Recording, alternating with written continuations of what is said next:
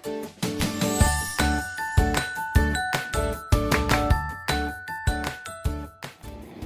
Students, very welcome to all on exam Niti. सही नीति सही दिशा। स्वागत है आप सबका एग्जाम नीति पर मेरे यानी माधवी कुशाग्र गौड़ के साथ। कैसे हैं आप सब?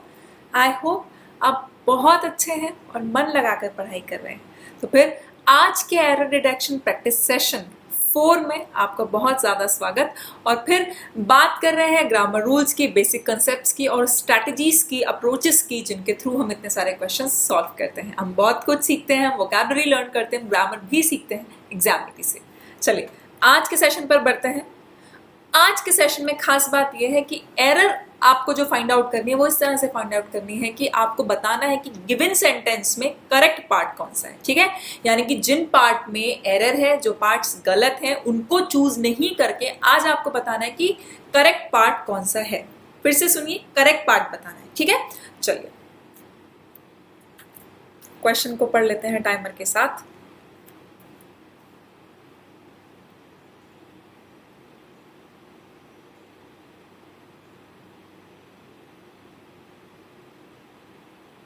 टिक, टाइमर चला गया है और अब बात क्वेश्चन की हो रही है। सबसे पहले हम बात कर रहे हैं स्टूडेंट्स विच अराइव, स्टूडेंट्स जो आते हैं। स्टूडेंट्स लिविंग बीइंग है ना, तो उनके लिए क्या यूज होगा? हु यूज होगा। विच तो नॉन लिविंग के लिए यूज होता है, विच तो नॉन लिविंग्स के लिए यूज होता है, लिविंग बीइंग्स के लिए क्या यूज होता है? हु। क्लियर? जैसे द बिल्डिंग विच, है ना। चलिए, who arrive in a foreign country, foreign country आते हैं। to attend, to के साथ क्या करते हैं? वर्ब की फर्स्ट फॉर्म लगाते हैं। यूनिवर्सिटी में पढ़ने, यूनिवर्सिटी को अटेंड करने, टू अटेंडिंग नहीं होगा, क्या होगा? टू अटेंड होगा। इन्फिनिटिव 2 + V1 कब आता है? जब बात इन्फिनिटिव के स्ट्रक्चर की होती है। ठीक है, जब बात किसकी होती है? इन्फिनिटिव के स्ट्रक्चर की होती है। 2 + V1। चलो इतना समझ में आ गया। ऑफन एक्सपीरियंस, अक्सर एक्सपीरियंस करते हैं cultural shock and home sickness. उनको कल्चरल शॉक लगता है, उनकी परंपरा, उनकी सभ्यता चेंज होती है और उनको घर की बहुत ज़्यादा याद आती है। Which can made them, can, could, may, might, जितने भी मॉडल्स होते हैं हर किसी के बाद वर्ब की फर्स्ट फॉर्म लगती है, चाहे मॉडल्स अपनी प्रेजेंट फॉर्म में हो चाहे पास्ट फॉर्म में। मतलब चाहे कैन लिखा हो चाहे कुड लिखा हो। ठीक, can present form, could past form, shall present form, should past form. तो मॉडल्स चाहे प्रेजेंट टेंस में हो या पास्ट टेंस में, हर मॉडल के बाद वर्ब की फर्स्ट फॉर्म आती है। इसलिए यहाँ पर मेड नहीं आएगा, बल्कि क्या आएगा? जल्दी से बताइए क्या होता है फर्स्ट फॉर्म में? मेक होता है। जैसे कि आई कैन गो होगा, वेंट तो होगा नहीं, गॉन तो होगा नहीं, क्योंकि फर्स्ट फॉर्म तो गो ही होती है। I can learn, I can sing, she can dance, he can sing. Clear? Can, could, may, might, shall, should, you should speak English in the English class. English class में तुमको English बोलनी चाहिए। ठीक, तो in English class you should speak English, should speak, speak verb की first form है। तो हमको पता चला कि ए पार्ट में भी एरर है, बी पार्ट में भी एरर है, डी पार्ट में भी एरर है। सिर्फ एक ही पार्ट है जिसमें एरर नहीं है, that is only option C. Option C जिसमें एरर नहीं है, ओनली सी। क्लियर हो गया? हाँ या ना? जल्दी से एक थम्स अप करके मुझे बता दिया करिए। यस मैम, क्लियर हो गया। इफ यस तो सेशन को लाइक करना बिल्कुल मत भूलिएगा। ठीक है, और शेयर कर दीजिए उनमें जिसे इस सेशन की बहुत ज़्यादा ज़रूरत है। चलिए बढ़ते हैं अगले क्वेश्चन की तरफ, जल्दी से सॉल्व करिए। Fire brigade officers and local authorities की बात चल रही है और हमारी एक अच्छी आदत कि हम टाइमर के साथ पढ़ते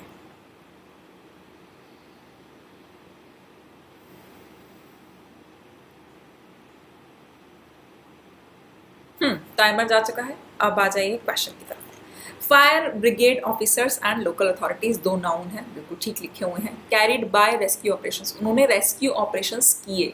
तो करेक्ट फ्रेजल वर्ब जो होता है किसी काम को करना, वो होता है carry out, that is carried out. उन्होंने किए, कैरी बाय नहीं होगा, कैरी आउट होगा। Click, carried out rescue operation, उन्होंने बचाव ऑपरेशंस किए। द बिल्डिंग वॉज कंस्ट्रक्टेड, दूसरी बात कही कि बिल्डिंग बनी हुई थी just 10 years, specific time mention कर दिया। कितने साल बनी थी? केवल 10 साल पुरानी बिल्डिंग थी। ये नहीं है कि 50 100 साल पुरानी है, केवल 10 साल ही हुए थे बिल्डिंग को बने। कम टाइम स्पैन है, बहुत पुराना टाइम स्पैन नहीं है, दैट टू क्या कि जस्ट भी मेंशन कि अभी जस्ट 10 साल पहले, स्पेसिफिक एक टाइम दे रखा है 10 ईयर्स। तो यहाँ पर क्या लगेगा? बहुत पुराना टाइम नहीं है, तो क्या लगता है? आगू लगता है। बिफोर नहीं लगता। बिफोर और अगो में अंतर जान लीजिएगा, ठीक। तो 10 years अगो, 10 साल पहले बनी थी। So the quality of construction could be behind the collapse. तो हो सकता है कंस्ट्रक्शन की जो क्वालिटी हो सकता है वो जो कोलैप्स हुआ है उसके पीछे का एक बहुत बड़ा रीजन हो। बिहाइंड द कोलैप्स, कोलैप्स के पीछे का रीजन क्वालिटी ऑफ कंस्ट्रक्शन भी हो सकती है कि किस टाइप की कंस्ट्रक्शन हुई है, अच्छा रॉ मटेरियल लगा है कि नहीं लगा। तो यानी कि ए पार्ट तो ठीक है, ठीक है, बी पार्ट में मिस्टेक है, और किस पार्ट में मिस्टेक है, सी पार्ट में। तो हमारा सही ऑप्शंस कौन कौन से, ए एंड डी। कहीं गिवन है क्या, हाँ, option number 3 that is A and D. हमको अपना करेक्ट ऑप्शन मिल चुका है। Clear.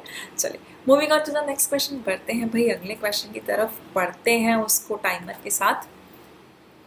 The most international medical students studying in UK do not have family members in the medical profession to guide them through their education and training.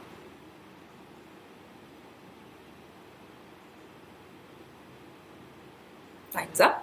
पढ़ते पढ़ते ही error मिल जानी चाहिए और इसी स्पीड से पढ़ना है। The most international medical students, wrong हो गया ये स्टेटमेंट। क्यों? क्योंकि अधिकांश मेडिकल स्टूडेंट जो है, अंतर्राष्ट्रीय मेडिकल स्टूडेंट्स जो कि यूके में पढ़ रहे हैं, अधिकांश, वहाँ पर द नहीं लगेगा, ठीक। यहाँ पर बात द की जो है वो एक एडजेक्टिव की तरह यूज नहीं हो रहा है। यहाँ पर ये जो मोस्ट है वो किसी तरह यूज हो रहा है, एक एडवर्ब की तरह यूज हो रहा है, ध्यान रखिएगा। मोस्ट, ठीक। द मोस्ट इंटरनेशनल, तो इसलिए क्या आएगा, most international medical students studying in UK या in the UK, studying in the UK, UK में पढ़ने वाले। डू नॉट हैड, डू या डज के साथ क्या लगता है, वर्ब की फर्स्ट फॉर्म, जो कि कहाँ पढ़ रहे हैं, यूके में पढ़ रहे हैं। डू नॉट हैव आएगा, हैड नहीं आएगा। उनके कोई फैमिली मेंबर तो होते नहीं है वहाँ पे इन द मेडिकल प्रोफेशन, जिनके फैमिली मेंबर्स भी नहीं है मेडिकल प्रोफेशन में, क्या करने के लिए, उनको गाइड करने के लिए। To guide them through their, अपने एक्सपीरियंसेस से, थ्रू देयर आएगा, THERE, देयर मतलब तो वहाँ होता है, ठीक है। अब वहाँ का सेंस नहीं आ रहा है, क्या सेंस आ रहा है, अपने। टू गाइड देम, उनको गाइड करने के लिए, through their education and training, अपनी एजुकेशन और अपनी ट्रेनिंग से उनको गाइड करने के लिए। उनके फैमिली जो मेंबर्स होते हैं वो भी मेडिकल प्रोफेशन में नहीं होते कि वो उनको गाइड कर पाए। यानी कि ए पार्ट में मिस्टेक्स है और बी पार्ट में भी एरर है, लेकिन सी पार्ट में भी एरर है। In fact only D is the part जिसमें एरर नहीं है, that is only option number 1। Clear हो गया। चलिए moving on to the next question, अगले सवाल पर बढ़ते हैं और पढ़ते हैं इसे टाइमर के साथ।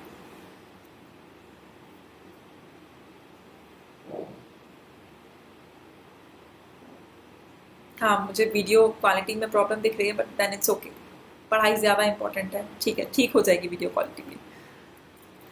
देखिए, द नीड ऑफ नहीं होगा, पता होना चाहिए। गेम खेलते थे ना, एक NFS नाम सुना होगा, साफ साफ था वहीं पर, याद कर लीजिए, नीड फॉर स्पीड गेम का नाम था। वहीं पर उन्होंने आपको बता दिया कि नीड के साथ एक फिक्स्ड प्रपोजिशन आती है, दैट इज फॉर। तो नीड ऑफ स्पीड नहीं, नीड फॉर, है ना। तो the need for social distancing will prove to be challenging, बहुत ज़्यादा चैलेंजिंग होती जा रही है धीरे धीरे कर ये जो नीड है। In terms of the exposure, जो लोगों का एक्सपोजर हो रहा है, मेडिकल स्टूडेंट्स का जो एक्सपोजर हो रहा है, experienced, wrong, medical students experience करते हैं, ये विल लिखा है। फ्यूचर, एक क्लॉज फ्यूचर में तो दूसरा क्लॉज प्रेजेंट में, कंडीशनल चल रहे हैं, एक क्लॉज फ्यूचर में तो दूसरा प्रेजेंट में, ठीक। तो इसलिए यहाँ पर पास्ट टेंस का तो जिक्र नहीं होगा। मेडिकल स्टूडेंट्स एक्सपीरियंस करते हैं। एक्सपोजर के साथ हमेशा और हमेशा फिक्स्ड प्रीपोजिशन लगता है, जैसे नीड के साथ हमेशा फॉर लगता है, उसी तरह एक्सपोज या एक्सपोज्ड या एक्सपोजर के साथ भी फिक्स्ड प्रीपोजिशन आती है, दैट इज टू। क्या आती है? टू।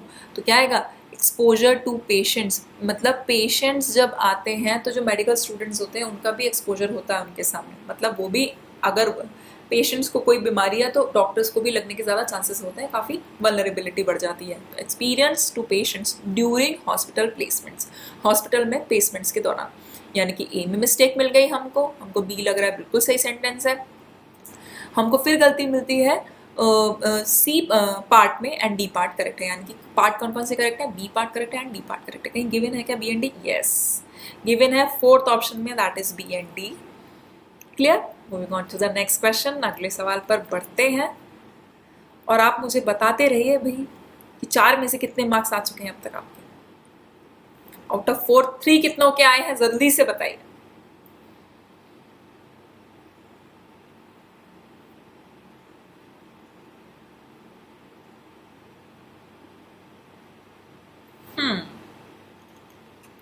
टाइमर चला जाता है, पता भी नहीं चलता। एक छोटा सा रूल देख लेते हैं, एक छोटी सी ट्रिक। वन ऑफ जब भी मैं आपसे कहूँ, जब भी कभी भी पूरी इंग्लिश में, तो नाउन को तो आप हमेशा प्लूरल लगाइएगा, कुछ और मत समझिए, इतना समझ लीजिए कि नाउन को हमेशा और हमेशा प्लूरल लगाइएगा। क्लियर? आर्टिकल जब भी मतलब लगाइएगा वन ऑफ, तो मैं बताती हूँ कि वहाँ पर दा क्यों लगता है, सेंस होता है। अगर कभी भी आप वन ऑफ की बात कर रहे हो और वहाँ पर एडजेक्टिव की बात हो, तो हमेशा और हमेशा एडजेक्टिव की सुपरलेटिव डिग्री लगाइएगा। कौन सी डिग्री? सुपरलेटिव डिग्री के अलावा कोई और डिग्री मत लगाइएगा। और ये आपको पता ही है कि सुपरलेटिव डिग्री से पहले दा लगता है, इसलिए यहाँ पर वन ऑफ दा का भी स्ट्रक्चर होता है, ठीक है। लेकिन जब वर्ब की बात आती है तो नाउन बेशक प्लूरल होता है, लेकिन वर्ब हमेशा सिंगुलर होता है। ट्रिक है, आज का रूल है, आज का स्ट्रक्चर है, इसको नोट डाउन कर लीजिए, इसका स्क्रीनशॉट कर लीजिए, जो मर्जी कर लीजिए।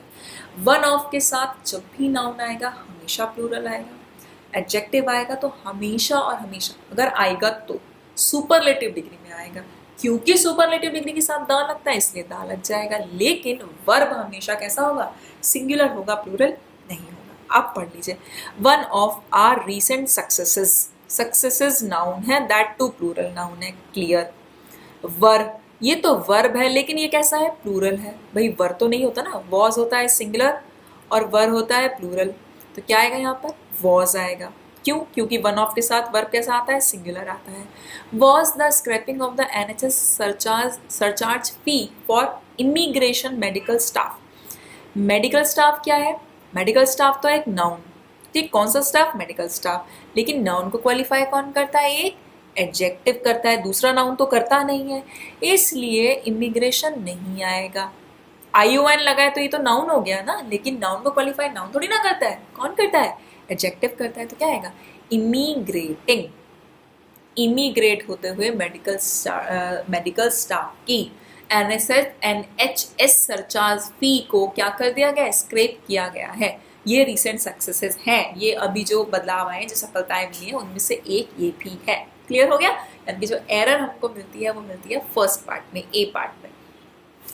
बी भी ठीक है, सी भी ठीक है एंड डी भी ठीक है। तो इसका आंसर क्या बना? इसका आंसर बनता है answer 4, that is B and सी।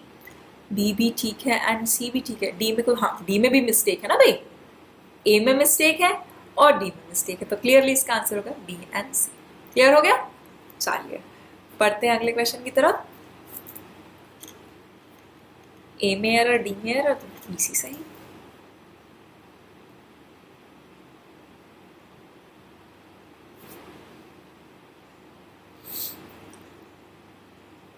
कुछ और कहने से पहले मैं बता दूं कि ग्रामर से रिलेटेड आपके जितने कंफ्यूजन है मैं दूर कर रही हूँ ग्रामर की क्लासेस में। ग्रामर की क्लासेस रोज सुबह डेली 10 बजे आपको एग्जाम नीति चैनल पर मिलती हैं। डेली ग्रामर के कॉन्सेप्ट्स क्लियर करती हूँ मैं आपके, ठीक। एरर डिटेक्शन की क्लास आती है, 7 बजे भी एक क्लास आती है जो कि ग्रामर की क्लास होती है। 10 बजे हम एरर डिटेक्शन की प्रैक्टिस करते हैं, एरर डिटेक्शन की, और 7 बजे हम ग्रामर के कॉन्सेप्ट सीखते हैं। ध्यान रखिएगा, अभी तक बहुत सारे कॉन्सेप्ट्स मैं आपको सिखा चुकी हूँ। 5 rules is equal to 5 marks के भी बहुत सारे वीडियोस रिलीज हो चुके हैं। अब तक आपने अगर पढ़ा है तो आपको बहुत सारी चीजें पता चल गई होंगी। क्लियर? पढ़िए इसको टाइमर के साथ।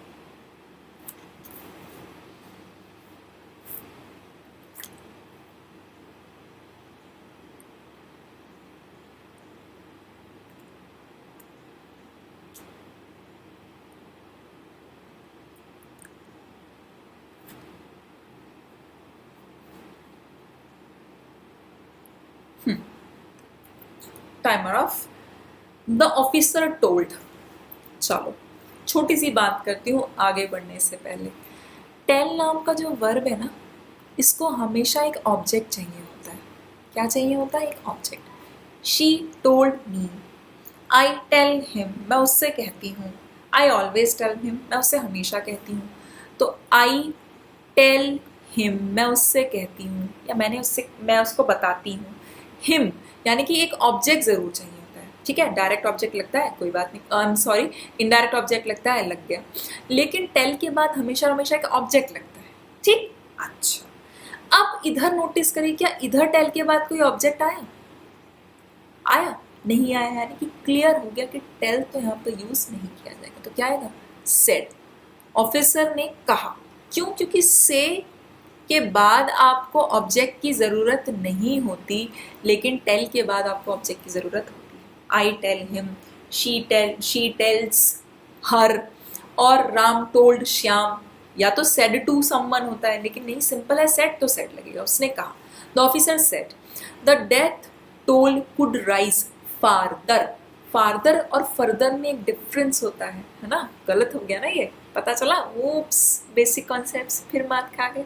कोई बात नहीं, कोई बात नहीं, प्रैक्टिस सेशन है इसीलिए बना है। फर्दर, फर्दर मतलब आगे, फर्दर मतलब क्या? आगे, और फार्दर मतलब दूर।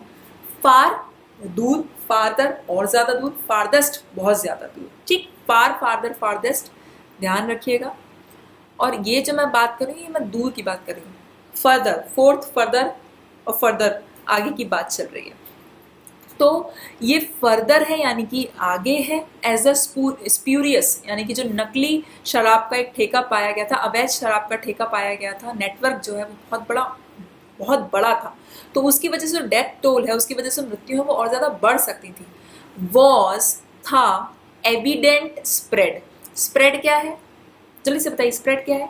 स्प्रेड अराउंड मैनी एरिया, मतलब क्लियरली दिख रहा है कि ये जो अवैध शराब का नेटवर्क है, एक लिंक है, कनेक्शन है, ये कितनी दूर तक फैला हुआ है। ठीक है, एविडेंटली स्प्रेड, दिख रहा था। दिखना वर्ब है, और वर्ब को क्वालिफाई करने के लिए नाउन तो चाहिए नहीं ना, एडजेक्टिव चाहिए। वर्ब को क्वालिफाई कौन करता है? एक एडवर्ब करता है, और एडवर्ब्स में जनरली क्या लगा होता है? एलवाई। क्या आएगा? Was evidently. क्लियर? जैसे शी sang ब्यूटिफुली। क्या है ये? वर्ब है, और वर्ब को क्वालिफाई कौन कर रहा है? एडवर्ब। और एडवर्ब्स ऑफ मैनर वो होते हैं जिनमें जनरली एलवाई लगा रहता है ना? एलवाई लगा हुआ है। चलो, तो क्या है? वॉज एविडेंटली स्प्रेड, दिख रहा था कि साफ तौर पर वो फैलता हुआ दिख रहा था। अराउंड मैनी एरियाज, चारों तरफ। कवरिंग मैनी एरियाज, तो अराउंड नहीं आता, अक्रॉस मतलब कवरिंग, बहुत सारे एरियाज उसके चपेटे में आ गए थे, उसके अंतर्गत आ गए हैं। फिर मैनी के बाद नाउन कैसा लगता है? Many students, many teachers, many books, many discoveries, है ना, मैनी इंडिकेशंस। तो क्या है यहाँ पर? Many areas. मैनी के बाद नाउन हमेशा कैसा लगता है? प्लूरल नाउन लगता है। किसके बाद? मैनी के बाद। चलो, तो हमें पता चला एक तो एरियाज आएगा, दूसरा अक्रॉस। अक्रॉस मतलब कवरिंग, चारों तरफ से। सारे के सारे बहुत सारे एरियाज जो हैं वो अवैध शराब के नेटवर्क में उनका कितना फैला हुआ है, सारे एरियाज में क्लियरली दिख रहा है। ऑफिसर ने ऐसा बताया। तो द ऑफिसर सेड हो गया, पहला पार्ट में मिस्टेक मिल गई, दूसरा पार्ट में भी मिस्टेक मिल गई, थर्ड पार्ट में मिस्टेक है, फोर्थ पार्ट में भी मिस्टेक है। A B B D all parts are correct, possible ही नहीं है, चारों में एरर है, तो इसका आंसर हो गया नन ऑफ दीज। क्लियर हो गया? क्या हो गया इसका आंसर? None of these. अगर आपको कुछ भी समझ में आ रहा है तो सेशन को लाइक भी करिए, और जिन्हें ज़रूरत है उन तक इसको शेयर भी करिए। ठीक है, टेलीग्राम पर भी हैं हम, ट्विटर पर भी हैं हम, फेसबुक पर भी हैं, यूट्यूब पर आप देख रहे हैं हमें, सब्सक्राइब कीजिए ना। चलिए बढ़ते हैं अगले क्वेश्चन की तरफ।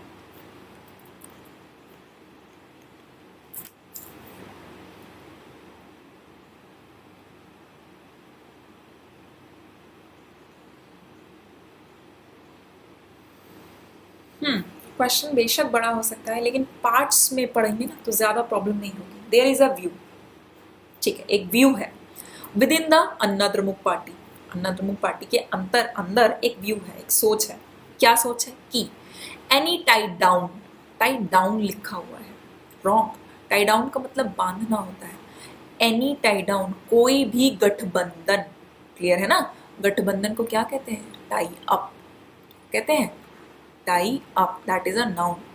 कोई भी कनेक्शन, कोई भी लिंक विद बीजेपी के साथ 2021 में वुड बी उतना ही डिजास्ट्रस होगा, would be as disastrous as. मैंने आपको डिग्रीज को इंटरचेंज करना भी सिखाया है। जैसे लिखा है ना, एज एडजेक्टिव की पॉजिटिव डिग्री और फिर एज। जब ये बात आती है तो यानी कि एडजेक्टिव की पॉजिटिव डिग्री का एग्जाम्पल होता है। तो इसको कंपैरेटिव में कैसे चेंज करें, इसको सुपरलेटिव डिग्री में कैसे चेंज करें, इसके ऊपर भी एक वीडियो आया। क्यों? क्योंकि उनके ऊपर बेस्ड एरर आती हैं एग्जाम्स पे, इसलिए मैंने आपको वो भी बताया। पढ़ लीजिएगा, देख लीजिएगा वीडियो को ध्यान से, ठीक है। वुड बी उतना ही घातक सिद्ध होगा, उतना ही खराब सिद्ध होगा एज इट वॉज इन 2019, जितना कि 2019 में साबित हुआ था। बिसाइड्स, इसके साथ ही साथ देयर डिफरेंसेस, उनके जो डिफरेंसेस है, उनमें जो मतभेद है पॉलिसी मैटर्स को लेके सीम अनएंडिंग, मतलब वो तो लग रहा है कभी खत्म ही नहीं होगा। पॉलिसी मैटर्स को लेके जो उनके बीच में डिस्कशंस हैं, जो डिफरेंसेस हैं, मतभेद तो बने ही रहेंगे हमेशा। सीम आया है, सीम कभी आईएनजी फॉर्म में नहीं होता, चलो वो भी ठीक है ना। तो यानी कि एरर हमको सिर्फ बी पार्ट में दिखाई दे रही है। ए भी ठीक है, सी भी ठीक है, डी भी ठीक है, ऑल एक्सेप्ट बी। बी के अलावा सब ठीक है, wrong. B and D all parts are correct, ऐसा भी नहीं है, ओनली डी पार्ट करेक्ट है। देखिए इसका आंसर क्या है, आंसर 3। नो, बी को छोड़ के सब नहीं है, ओनली बी। केवल और केवल कौन सा पार्ट ठीक है?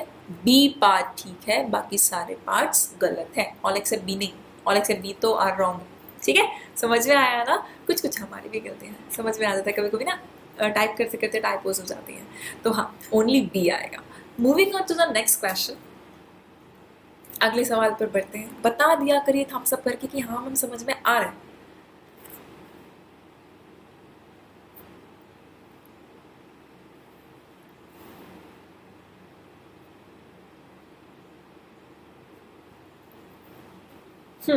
टाइमर तो गया, कोई बात नहीं। चाइल्ड एक सिंगुलर सब्जेक्ट है, चाइल्ड यानी कि बच्चा सिंगुलर सब्जेक्ट है, और प्रेजेंट टेंस की बात चल रही है तो वर्ब भी प्रेजेंट टेंस का होना चाहिए, दैट टू सिंगुलर होना चाहिए। तो प्रेजेंट टेंस में सिंगुलर वर्ब कैसे बनता है? एस या ई एस लगाकर बनता है। बच्चा बोलता है, तो चाइल्ड स्पीक नहीं आएगा, चाइल्ड स्पीक्स आएगा, है ना। सिंगुलर सब्जेक्ट है तो वर्ब भी सिंगुलर आएगा। दैट टू प्रेजेंट टेंस की बात अगर हम करें तो प्रेजेंट टेंस में कैसे बनाते हैं? एस या ई एस लगा के वर्ब की फर्स्ट फॉर्म में। तो speaks one language in home, घर पर एक लैंग्वेज बोलता है, घर में नहीं, घर पर। तो स्पेशल एक एक्सप्रेशन होता है कि जब भी कभी आप होम की बात करते हैं तो क्या लगता है? इन नहीं लगती है, एक प्रपोजिशन फिक्स है, क्या लगती है? एट होम, घर पर, है ना।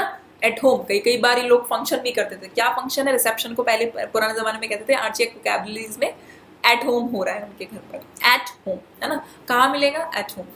तो the child speaks one language at home, एक लैंग्वेज वो घर पे बोलता है। देन इट किसके लिए यूज हुआ है? चाइल्ड के लिए, क्योंकि पता नहीं ना लड़का है या लड़की, तो जब हमें क्लियर नहीं होता या दोनों हो सकते हैं उस केस में हम इट लगाते हैं, उभयलिंग से कहते हैं, है ना, neutral gender.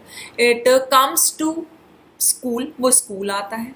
And is totally puzzled, बहुत ज़्यादा कन्फ्यूज, बहुत ज़्यादा पजल्ड वापस लौट के घर आता है। घर पे दूसरी लैंग्वेज बोल रहा है, स्कूल में दूसरी लैंग्वेज बोल रहा है। When he is suddenly exposed to English, he नहीं होगा, अभी अभी बताया चाइल्ड के लिए क्या लगता है? इट, क्या आएगा? When it is suddenly exposed, अभी एक्सपोजर की बात हुई थी ना, एक्सपोजर के साथ क्या लगा था? टू लगा था ना, तो मैंने कहा था ना कि एक्सपोज के साथ हमेशा टू लगता है, देखिए टू लग गया।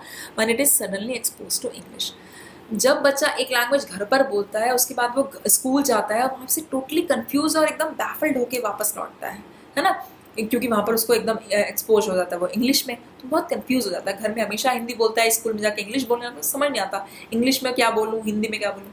एनीवेज, एरर हमको दिखी ए पार्ट में, बी पार्ट में, फिर सी पार्ट हमको एकदम सही दिखा और डी पार्ट में भी एरर दिखी। तो ऑल एक्सेप्ट सी, सी को छोड़ के सब सही है, रॉन्ग। सी में ही तो मिस्टेक है, ओनली वन, केवल सी में ही तो मिस्टेक है, सी को छोड़ के सब ठीक नहीं है, सी को छोड़ के सारे गलत है ना। तो यानी कि only C part is the correct answer. अब आज के सेशन के सेकंड लास्ट क्वेश्चन पर बढ़ते हैं।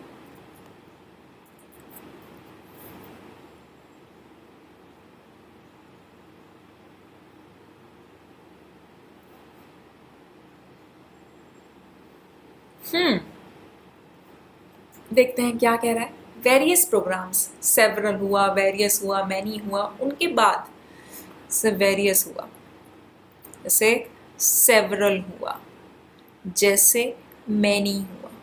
इन सब एडजेक्टिव्स के बाद हमेशा जो नाउन आता है वो कैसा आता है? प्लूरल नाउन आता है ना? कैसा नाउन आता है? प्लूरल नाउन आता है। चलो एक बात तो समझ में आ गई, तो वेरियस प्रोग्राम्स सही लिखा हुआ है। Must be, will be, would be, shall be, should be, सबके बाद हमेशा वर्ब कैसा आना चाहिए? कैसा आना चाहिए? Must be, will be, would be, should be, could be के साथ हमेशा वर्ब अपनी थर्ड फॉर्म में आता है, हमेशा और हमेशा। याद रख लीजिए, नहीं तो नोट करते चलिए मेरे साथ, है ना? नोटबुक बना लीजिए, साथ में जो मैं छोटी छोटी ट्रिक्स बता रही हूँ उन्हें लिखते चलिए। मस्ट बी हेल्ड, ये ग्रामर के कॉन्सेप्ट हैं, पूरा पूरा चैप्टर पढ़ने के बाद भी लोगों को समझ में नहीं आते, आपको तो छोटे छोटे टर्म्स में मिल रहे हैं, लिख लीजिए। मस्ट बी हेल्ड वेयर, जहां पर औरतों को सिखाया जाएगा। विमेन कैन बी टॉट, आया ना? कैन बी के साथ वर्ब की थर्ड फॉर्म सही आई। कैन बी टॉट स्किल्स, उनको स्किल्स सिखाए जाएंगे। और हमेशा एक बात का ध्यान रखिएगा, 2 + V1 कहलाता है इन्फिनेटिव। वर्ब की वो फॉर्म जो नाउन का काम करे, 2 के बाद लगी हो तो हमेशा फर्स्ट फॉर्म में लगेगी, ठीक? तो टू फेंड फॉर देमसेल्व्स, अपना गुजारा बसारा करने के लिए, अपनी लिवलीहुड को चलाने के लिए, अपना भरण पोषण करने के लिए, ठीक? इन केस शी फेसेस, अगर वो फेस करती है, in case she faces financial crisis, आर्थिक तंगी के केस में वो अपने आप को भरण पोषण कर सकती हैं, इतने स्किल्स उनको सिखाए जा सकते हैं। They can be taught. यानी कि हमको ए पार्ट में एरर मिली, फिर हमको सी पार्ट में एरर मिली, एंड देन हमको डी पार्ट में एरर मिली, ए में, सी में, डी में। तो इसका करेक्ट आंसर है only and only B. Clear? चलिए अभी लास्ट क्वेश्चन को ध्यान से पढ़ लीजिए, और ये मैंने रखा है किस चीज के लिए? होमवर्क के लिए।